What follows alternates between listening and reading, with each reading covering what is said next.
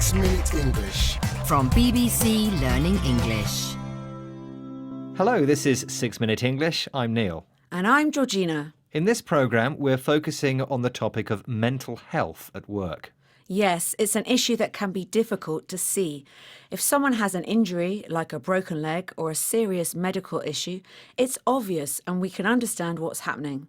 With mental health issues, though, there's no physical sign and people who are experiencing difficulties maybe don't get the same understanding as people who have medical problems. It's a topic that has been getting more publicity recently, particularly as members of the British royal family have been talking about it. Also, awareness is raised through events such as World Mental Health Day, and that is the topic of our quiz. World Mental Health Day is held every year on October the 10th. It aims to raise awareness of mental health issues and their effects on people's lives. In what year was it first held? Was it A, 1992, B, 2002, or C, 2012? What do you think, Georgina? I don't know. I think it will be older than 2012. But as old as 1992? I don't know. I'm going to go with 2002. OK, well, I'll have the answer later in the programme and we'll see if you're right. Mental health problems are very difficult personally for those who suffer from them, and they also have an impact on businesses. Paul Farmer is head of the mental health awareness charity Mind.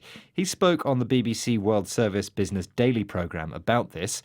How much does he say it costs businesses in the UK? We know that the cost of failing to address mental health in business is colossal. In the UK, it costs between 33 and 42 billion pounds a year, about $50 billion, and around about 300,000 people fall out of work every year as a result of poor mental health. So that's a huge cost to workplaces and to individuals. Behind those numbers, though, are the lives of talented, able contributors who often just slide away from the workplace because they don't get the right help and support for their mental health. What figures did Paul Farmer give there? He gave the figure of about between 33 and 42 billion pounds, which is about $50 billion. That's a lot of money. It is. In fact, he called it colossal. This adjective means huge, really, really big. This is the cost to business, he says, of failing to address the mental health issue. Failing to address means ignoring or not dealing with the problems. It leads to staff leaving work, and he says these people are contributors. They give something to the business in terms of their skill and experience. And because of the mental health issues, which could be addressed but aren't, those contributors are being lost to the business. So it costs companies more money to recruit and train new staff, and you can't always replace the experience that is lost. Let's listen again. We know that the cost of failing to address mental health in business is colossal. In the UK, it costs between 33 and 42 billion pounds a year, about $50 billion, and around about 300,000 people fall out of work every year as a result of poor mental health. So that's a huge cost to workplaces and to individuals. Behind those numbers, though, are the lives of talented, able contributors who often just slide away from the workplace because they don't get the right help and support for their mental health. In recent years, it seems as if there has been more understanding of mental health issues, not just in the workplace, but in society as a whole. Jeff McDonald is a campaigner for the organisation Minds at Work. He spoke on the Business Daily programme about one way that things are getting a little better. I think what's really changed is people telling their stories. And the more stories that we tell, it kind of begins to normalize this. Every single story that we tell is like sending a lifeboat out into the ocean. And the millions and millions of people who are suffering in silence, do you know what they do? They cling onto that lifeboat and they realize they're not alone and they might just be normal. So, because more people are talking about this issue, it begins to normalise it. This means it becomes normal. It's not unusual, strange, or hidden.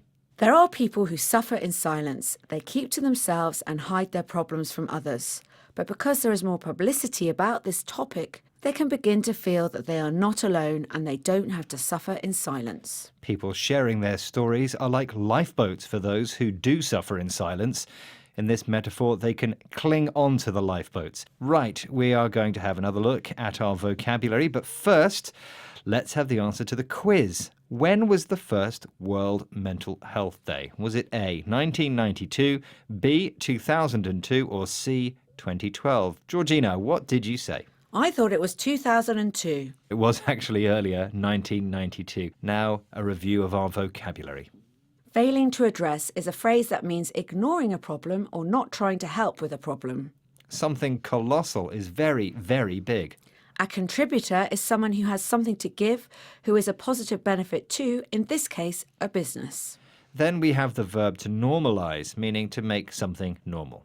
Someone who suffers in silence doesn't talk about their problems and may hide them from others. And finally, if you cling on to something, you hold on to it tightly. You don't want to let it go. And that's all from us from this programme. We look forward to your company again soon. In the meantime, find us online, on social media, and on the BBC Learning English app. Bye! 6 Minute English. From BBC Learning English. Hi everyone, we hope you enjoyed that video and thank you very much for watching. We have so many more just like it, so if you don't want to miss a single one, make sure to subscribe and we will see you regularly. Hope to see you soon. Bye guys.